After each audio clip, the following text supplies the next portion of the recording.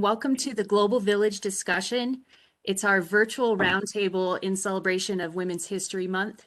Our topic today is Women Who Inspire, and we have a panel of dreams. It's 6 people who are going to share their woman who inspires them, or women who have mentored them. And we're just going to go through each person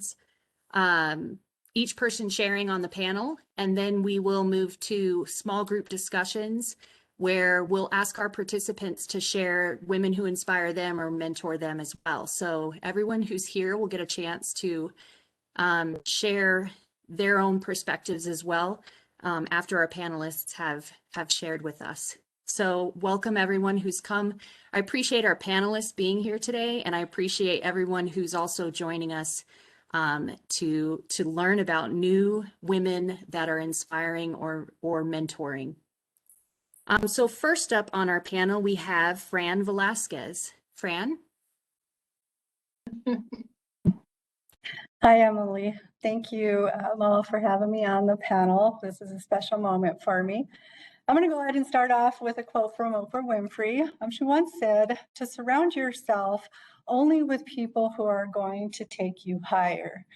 Today, I would like to take you on my journey as a student, highlighting women who have played a part of a role model or mentored that has taken me higher. There are many mentors, and I wish I could name them all, but I'm on a time limit, so I'm going to have to kind of keep this short and go over to my notes more.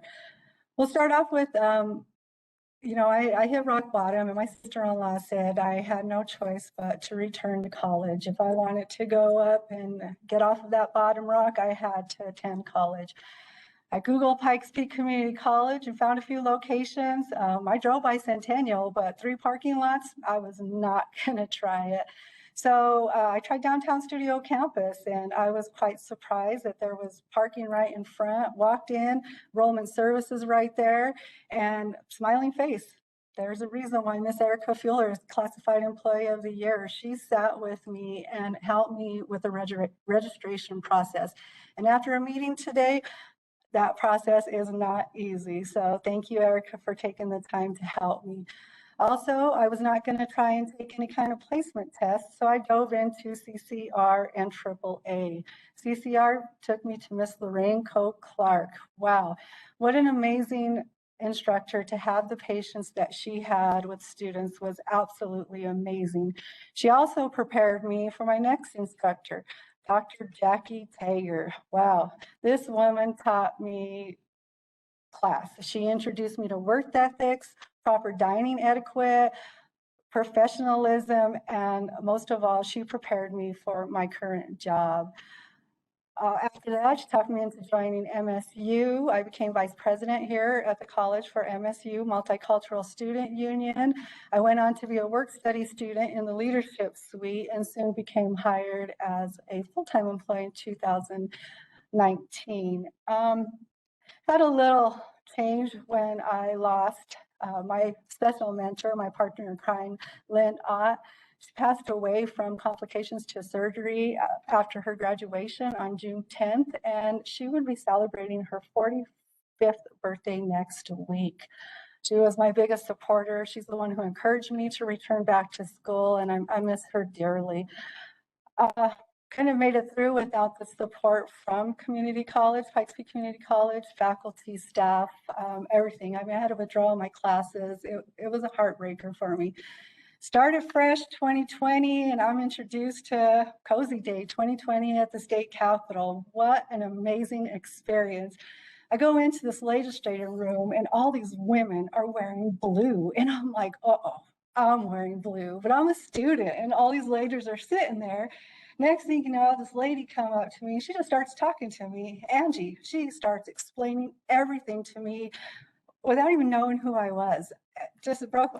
I couldn't be more happier. Then we went on to this other room, Senate room, where the Cozy coaches talked me into testifying about my Cozy scholarship and what it did for me.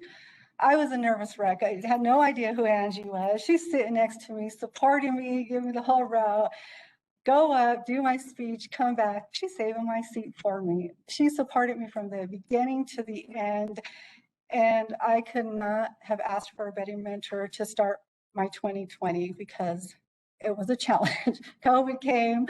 I'm still here struggling with that math. I am the student that most vulnerable student, first generation, low income, minority, single parent, over 20, and now facing 3 credits in math from my degree. So I'm working on my degree, hopefully graduate this year.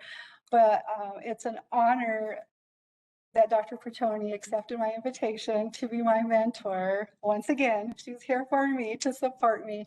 But also I brought her here because she is the executive director of Department of Higher Ed. She has experience of what we're all facing right now at the college. There's so many things that we're facing, and I'm happy to have her here and join us to share what she's going through and how she is surviving COVID in higher ed.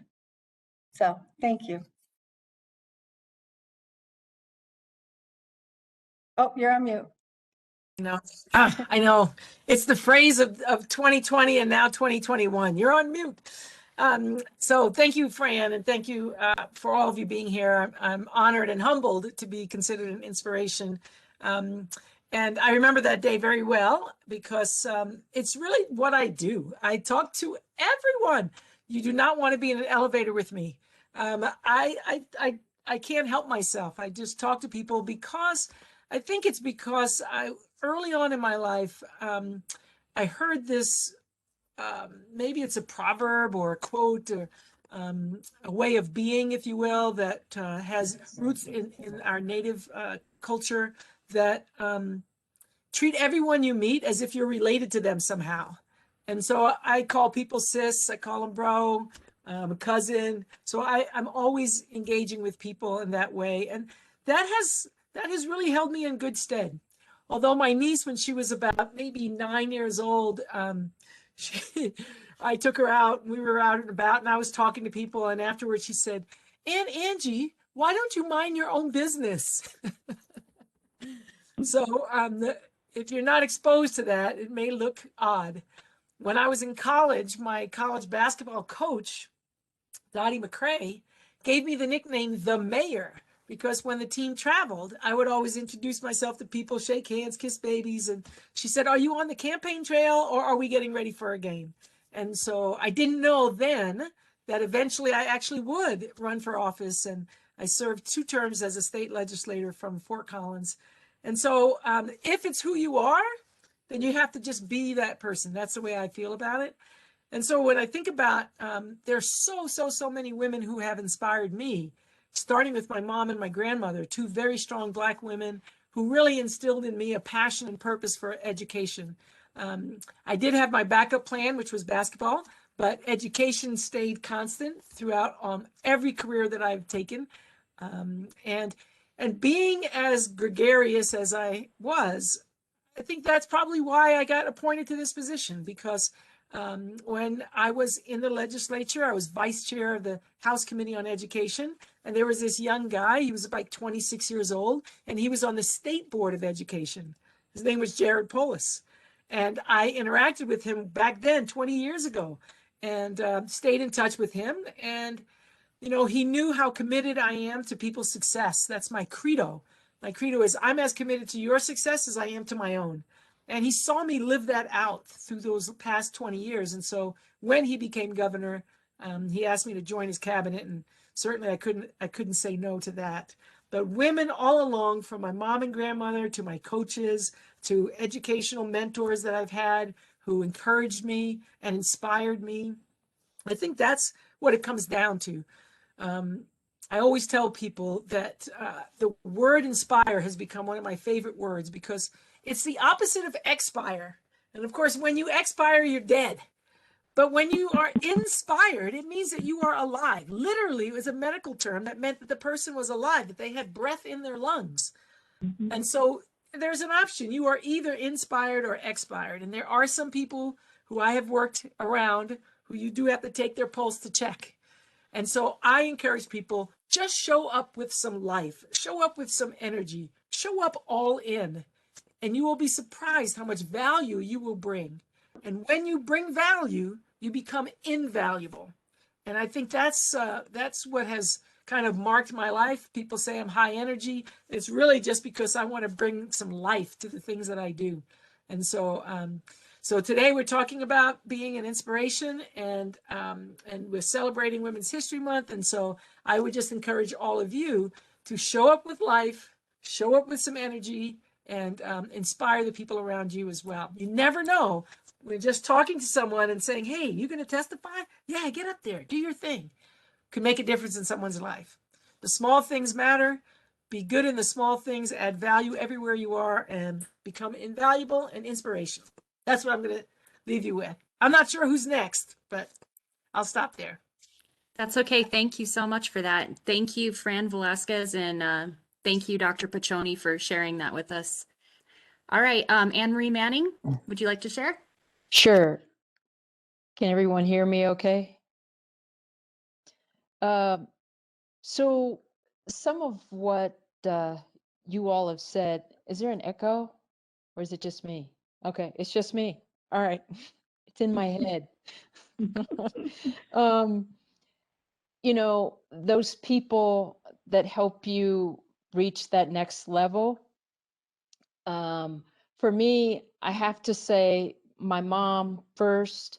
She was amazing and a lover of people. I'll never forget her funeral. There was about 500 people there, and she was all about community and service and kindness. And she volunteered. She loved to volunteer. And I definitely got that from her. The second person is my best friend from high school's mother, Mrs. Leftwich, who stepped up to look out for me when my mom died when I was in high school. And she was my second mom, and she died 2 years ago. So I had her for a very long time. And then the third person, and excuse me, what I want to say about Ms. Leftwich and my mom, work ethic. I mean, that was a given. Ms. Leftwich taught me about hospitality, how to make people feel welcome. When you came to Ms. Leftwich's house, it's like, make yourself at home, make yourself a sandwich. You want some orange juice? Get some and clean up after yourself. I mean, she was great. She was wonderful, but she was amazing with people.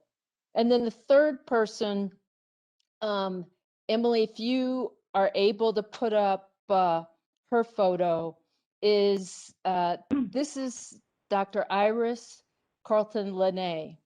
She just retired a year or so ago from UNC Chapel Hill. I actually talked with her yesterday, but she started at UNC Charlotte, in Charlotte, North Carolina, and that's where I attended undergrad. And she basically planted the seed for me for graduate school. I knew I was going to college because that was something that my parents insisted on, and my mother made sure I was successful in school. But Iris made grad school possible in my mind because of how she talked about the GRE and how, I mean, this woman was brilliant. She is brilliant. But I was intimidated by the GRE. And she says, Anne-Marie, she said, I did terrible on the GRE and I have my PhD. Don't worry about that thing. And it just made it possible for me. It made it feel possible. I did my first 15-page research paper in her class. Getting an A in Iris's class was not easy. But after that first class, I signed up for every single class I could with her. And she is the reason I became a social worker. She and Mrs. Leftwich and my mom.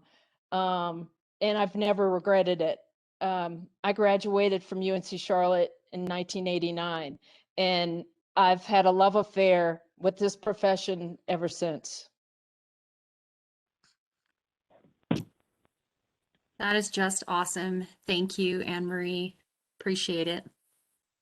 Do we have any chat? I don't see any, but let's go ahead and move to our next panelist, Dean Hetrick.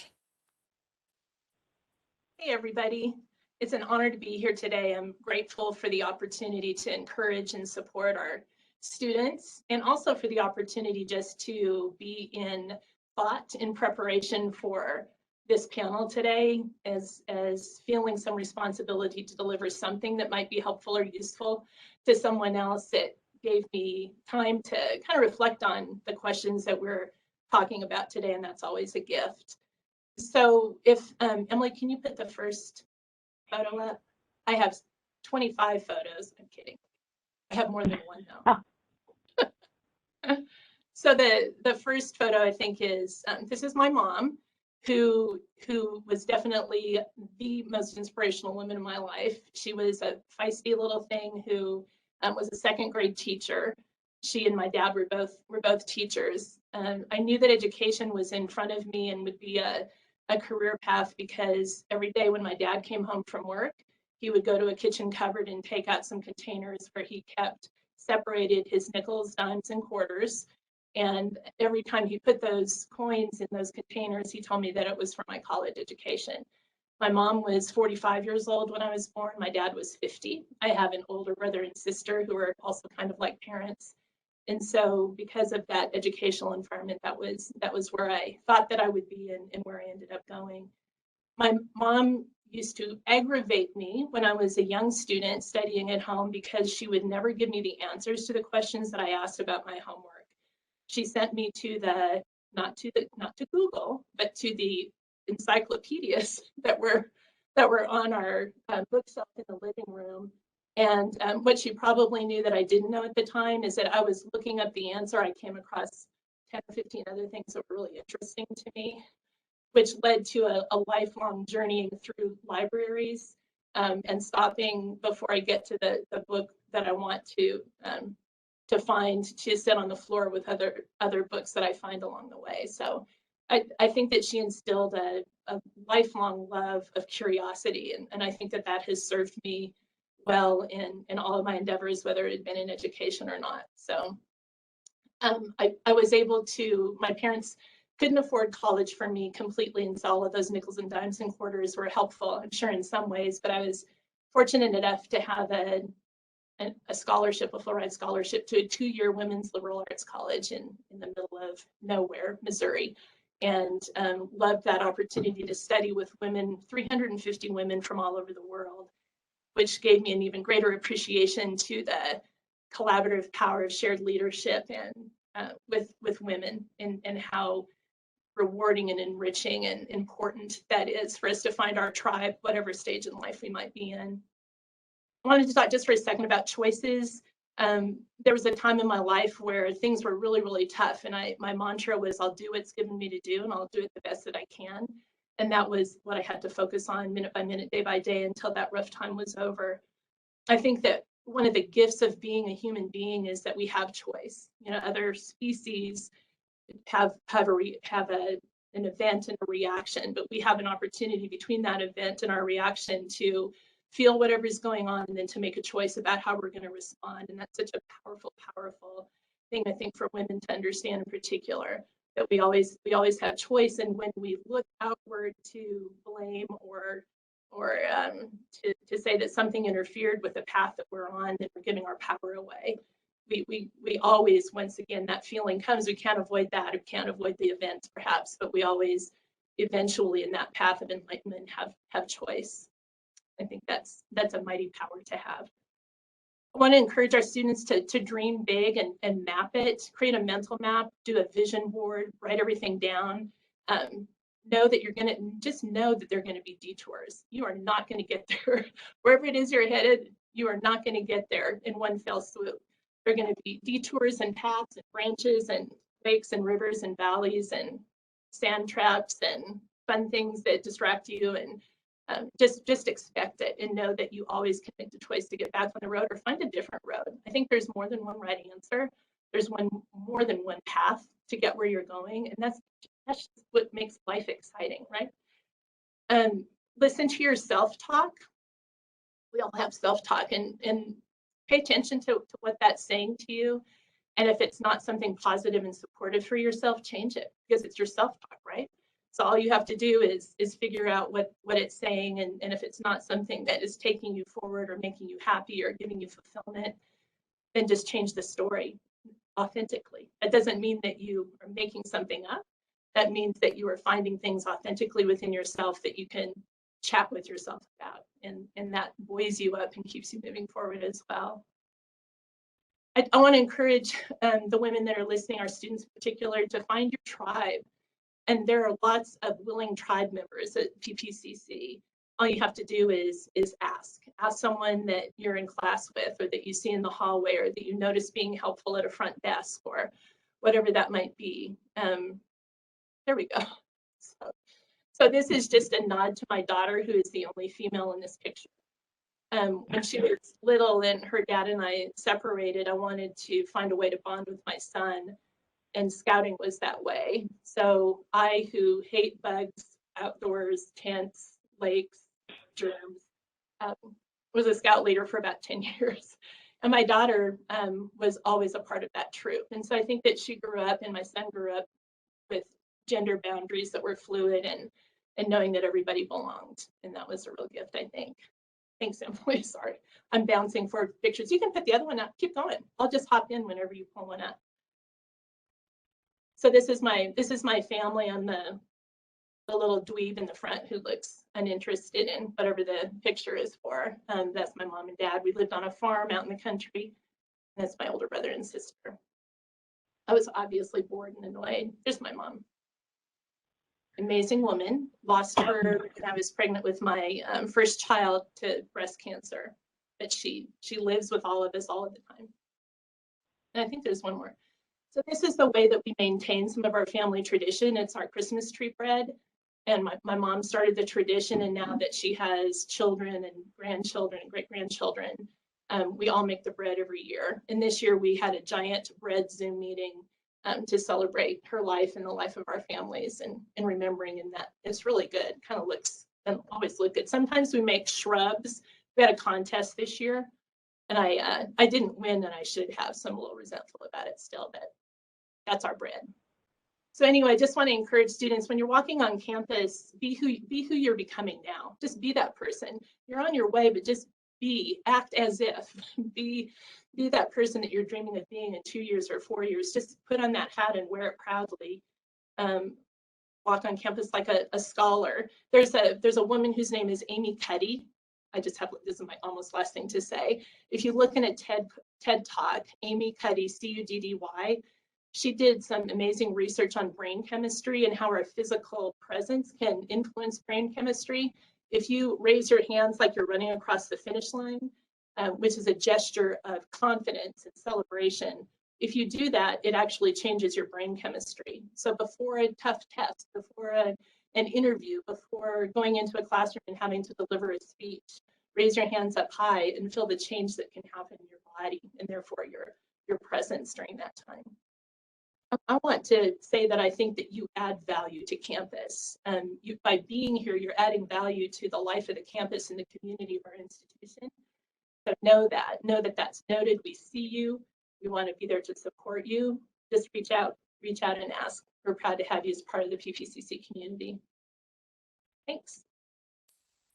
Thank you, Hetrick, for your patience with my inability to put your pictures up in the order that I should have. So I apologize for that. Next up is Dr. Monse, and are you ready to share with us? I am. Can you hear me? Yeah. Hi.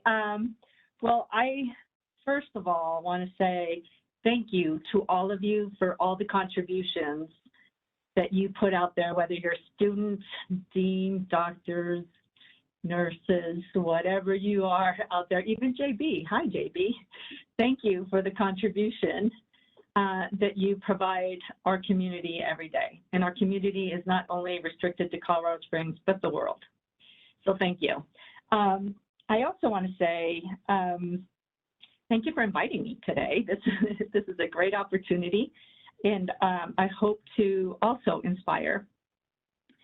A few of my mentors of the past, like many, also within the family, has been my mother, my grandmothers, both of my grandmothers.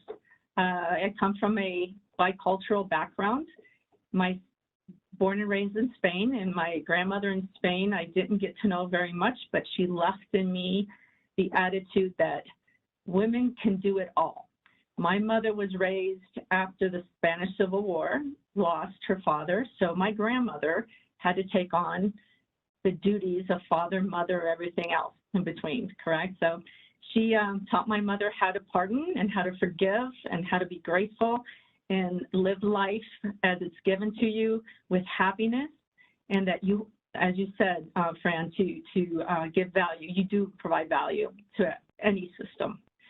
So that's what my Spanish grandmother left me. And from my American grandmother, quite the opposite in the sense that she did have a job.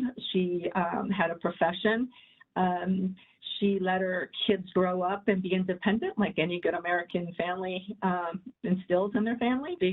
Grow up and be independent, be worthy of your position in life, and teach others.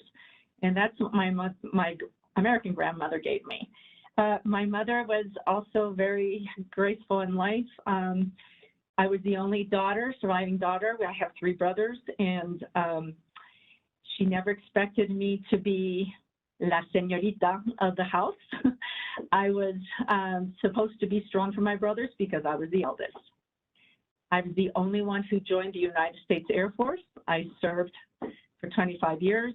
I have pictures in the background with women, a women crew in Afghanistan, all female crew in Afghanistan, all of us medics, from psychologists, dentists, nurses. What else do we have? Pharmacists, and myself as a hospital administrator. We served together to provide comfort to those who came to our hospital. And we saw women in Afghanistan precisely covering themselves with burqas because that's what their culture taught them, their male culture taught them to do. And when I came home, I wanted to remember that a burqa covers who you are, even though it can play a role in society for many different reasons. But I took pride in taking off the burqa and wearing that United States Air Force uniform. From the Air Force, I had many mentors along the way, many, male and female. Females, I will tell you that I served with one who was a surgeon, a nun, a United States Air Guardswoman from the state of California, and a great mentor for many along the way. Even though I was only serving with her a short period of time, to see a woman in that capacity brought inspiration to the nth degree. If you can serve a higher being, a nation, and your fellow citizens and world citizens, boy, as a woman, go girl. I want to be like you.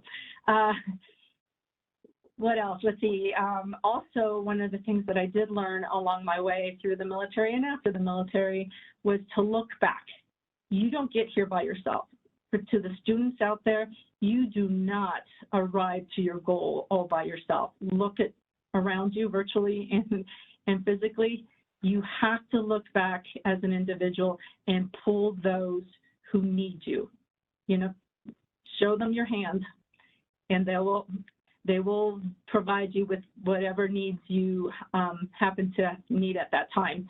But pass that on. Pass that on to the next generation behind you.